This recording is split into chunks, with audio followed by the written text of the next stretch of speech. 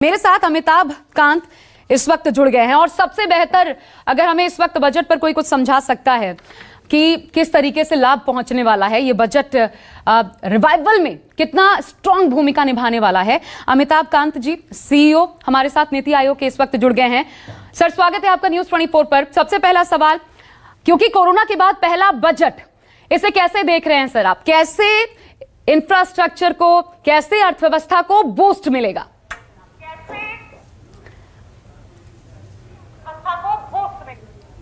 देखिए, ये बड़ा ही प्रोग्रेसिव और फॉरवर्ड लुकिंग बजट है और ये ना केवल देखता है कि हम प्री कोविड लेवल पर कैसे रिकवरी करें वहां से, बल्कि अगले 3-4 वर्षों में ग्रोथ का मोमेंटम कैसे बने, और वो बहुत आवश्यक था क्योंकि हमें वापस जाना है 8 से 9% की ग्रोथ रेट पे, और उसके लिए क्या कार्रवाई करनी जरूरी है वो बजट ये स्पेल आउट करता है। पहला तो ये फोकस इंफ्रास्ट्रक्चर पर बहुत ज्यादा देता है, और दूसरा कहता है कि एसेट मोनेटाइजेशन करेंगे, क्योंकि प्राइवेट सेक्टर इन्वेस्टमेंट कम है, इसलिए जो जो इंफ्रास्ट्रक्चर बनता जा रहा है और जहां रेवेन्यू स्ट्रीम्स हैं उसमें प्राइवेट सेक्टर आएगा, और उसको जब वो आएगा तो बैंक से डेट भी लेकर आएगा।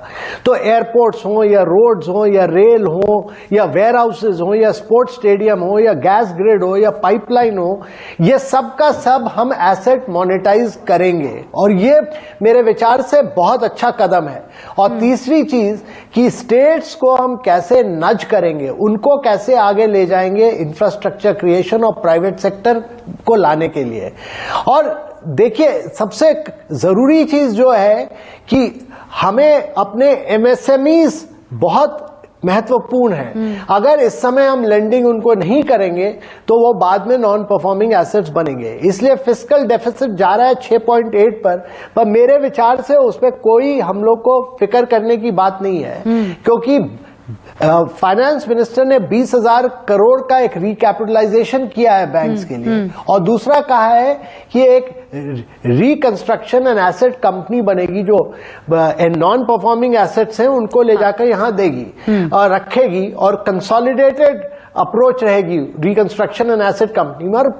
पर इससे क्या होगा कि बैंक सब आगे चल के लेंडिंग कर पाएंगे, और जब वो लेंडिंग एमएसएमईज को करेंगे तब जाकर हमारे एमएसएमईज जोरों से आगे बढ़ पाएंगे। पर ज्यादातर ये बजट, क्योंकि ये बैंक का प्राइवेटाइजेशन की बात करता है, ये बजट एफडीआई में इन्वेस्टमेंट्स की, इंश्योरेंस में एफडीआई की बात कर रहे हैं, इससे, और इंश्योरेंस कंपनी का प्राइवेटाइजेशन का फोकस इस बजट से ये है कि आप प्राइवेट सेक्टर एफिशिएंसी लाए, गवर्नमेंट एक फैसिलिटेटर और कैटलिस्ट के लिए लाए, और गवर्नमेंट का रोल है ह्यूमन डेवलपमेंट इंडेक्स में हेल्थ, एजुकेशन और न्यूट्रिशन पे, जिस पे इस बजट ने बहुत महत्वपूर्ण फोकस किया। ठीक है सर, एक इम्पोर्टेंट बात आपने कही है कि बहुत फिक्र करने की जरूरत हमें नहीं है, और इस बजट में ये दिखा है कि सरकार अपने हाथ खोलने को तैयार है। आपने कहा फिस्कल डेफिसिट, राजस्व घाटा, उस पर बहुत ज्यादा हमें चिंतित होने की जरूरत नहीं है, और ये जानकार भी कह रहे हैं कि खर्च करने की सरकार की मंशा नजर आई है, लेकिन फिर भी आम आदमी के हाथ कुछ नहीं लगा। वो जो आम आदमी के हाथ कुछ नहीं लगा, उनको क्या समझाएंगे आप? ये नहीं किया जा सकता था, इतने हाथ बंधे हुए थे सरकार के।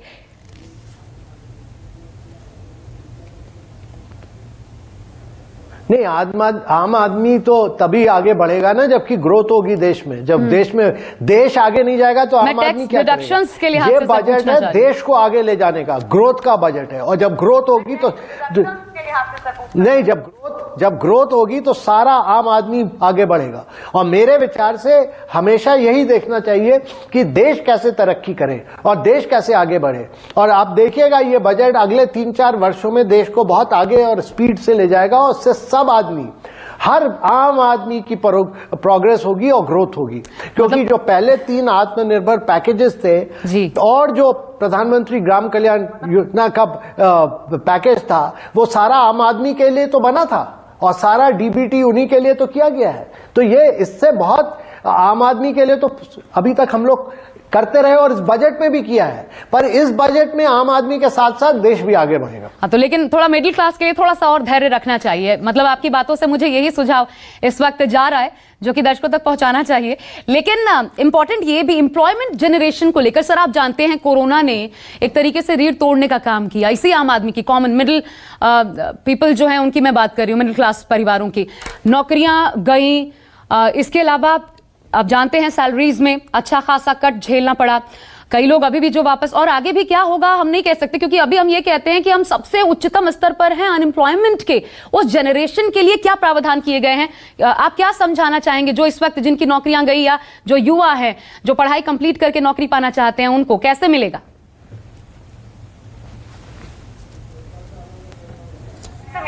तो एम्प्लॉयमेंट कैसे बनता है? जब इंफ्रास्ट्रक्चर क्रिएशन होता है, जब सड़कें बनती हैं, जब रोड्स बनती हैं, जब पावर ग्रिड्स बनते हैं, जब गैस पाइपलाइन लगती है, जब स्पोर्ट्स स्टेडियम बनते हैं, तभी तो एम्प्लॉयमेंट आता है। और जब नई नई एमएसएमईज आएंगी और जब जब नई नई कंपनीज आएंगी, फॉरेन डायरेक्ट इन्वेस्टमेंट होगा, जब इंडिया की इन्वेस्टमेंट्स बनेंगे तभी एम्प्लॉयमेंट होगा। और ये बजट ये दिखाता है कि आप जितना ज्यादा इन्वेस्ट कीजिएगा उतना ज्यादा आप मोनेटाइज कीजिएगा, फिर इन्वेस्ट कीजिएगा और उससे ग्रोथ का साइकिल बनेगा और ग्रोथ के साइकिल से ही और एम्प्लॉयमेंट क्रिएट होता जाएगा। जब ग्रोथ नहीं होगी तो एम्प्लॉयमेंट नहीं होगा और ग्रोथ के बिना हम आगे बढ़ नहीं पाएंगे। एक बेरोजगार को कितना वक्त, सर मैं जिस लिहाज से आप कह रहे हैं कि हर कुछ जुड़ा हुआ है, एक अनएम्प्लॉयड इंसान उसको कितना वक्त आप देना चाहेंगे ऐसे में धैर्य रखने के लिए? 6 महीने, 7 महीने, 8 महीने, कितने वक्त में असर देखने को मिल जाएगा हमें इसका? मेरे ख्याल से देखिए, एमएसएमई के लिए आत्मनिर्भर पैकेज में बहुत बड़ा पैकेज अनाउंस हुआ था और वो एमएसएमई ने काफी यूज किया है। और इसी तरह इस बजट से भी देखिए किसी को फायदा होगा तो वो एमएसएमई को ही फायदा होगा और एमएसएमई आगे चलेगा। और इसके साथ साथ जब इंफ्रास्ट्रक्चर क्रिएशन होगा तो, और जब इंक्रीज फोकस होगा इंफ्रास्ट्रक्चर क्रिएशन में, तो आम आदमी को ही फायदा होगा और एम्प्लॉयमेंट क्रिएशन बहुत जोरों से आगे बढ़ेगा। और मेरे विचार से एमएसएमई की लेंडिंग बहुत आगे चल के बढ़ेगी। कितना वक्त सर, फिर भी कोई एस्टिमेटेड टाइम लिमिट आप बता पाए कि हमें असर दिखना कम से कम शुरू हो जाएगा? ये जानना बहुत महत्वपूर्ण है क्योंकि सब हर आदमी नहीं जानता है ना। दिखना तो शुरू हो गया है मैडम, आप आंख खोलिएगा तो दिखना तो शुरू हो गया है एमएसएमई में भी, और बड़ी कंपनियां तो अच्छा कर रही हैं और एमएसएमई भी अब अच्छा करने लग गई हैं और आगे चल के और अच्छा करेंगी। अच्छा, और ये नई नई एमएसएमईज आएंगे, नए नए स्टार्टअप्स आएंगे और इनोवेशन और रिसर्च एंड डेवलपमेंट में बहुत फोकस। ठीक है, एक आखिरी सवाल, क्योंकि बहुत सारे सुझाव आप लोगों ने दिए थे हेल्थ केयर सेक्टर को लेकर के और इसे ऐतिहासिक बताया जा रहा है इस लिहाज से 137% का इजाफा।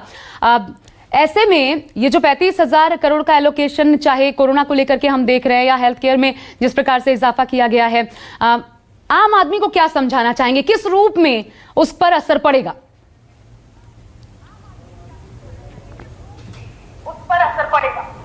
देखिए, देश में करीब 66 लाख व्यक्ति ऐसे हैं जो दारिद्रता की तरफ चले जाते हैं क्योंकि टर्शरी केयर नहीं होती। और उसका कारण यह कि हमारे यहाँ प्राइमरी हेल्थ केयर और हॉस्पिटल्स ग्रासरूट लेवल पे नहीं है।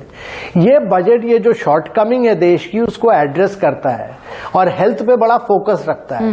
तो हेल्थ में तो पीएमजेएवाई से इंश्योरेंस मिली, हेल्थ एंड वेलनेस सेंटर से प्राइमरी हेल्थ केयर आया और जो जो संभावनाएं हैं हेल्थ केयर में वो ये बजट एड्रेस करता है।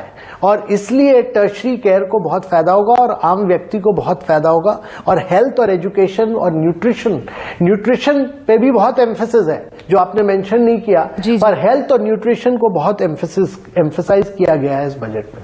बिल्कुल, दोनों चीजें आपस में जुड़ी हुई हैं, इसलिए महत्वपूर्ण है। शुक्रिया सर आपका अमिताभ जी हमसे बात करने के लिए। तो उम्मीदों वाला बजट है और सरकार बहुत उम्मीद से है कि ये बजट जितने भी लूप होल्स हमें देखने को मिले थे उनको भरने का काम करेगा। वक्त कितना हालांकि क्लियरली नहीं बता रहे, बोल रहे हैं अभी से असर है, लेकिन देखना होगा वाकई असर कितना पड़ता है जमीनी स्तर पर। नमस्कार, मैं हूं मानक गुप्ता। अगर आपको हमारा ये वीडियो पसंद आया हो तो इसे लाइक और शेयर जरूर करें और हाँ, हमें सब्सक्राइब और फॉलो करना ना भूलें ताकि आप देश और दुनिया की कोई खबर मिस ना करें। तो जुड़े रहिए हमारे साथ और देखते रहिए न्यूज़ 24।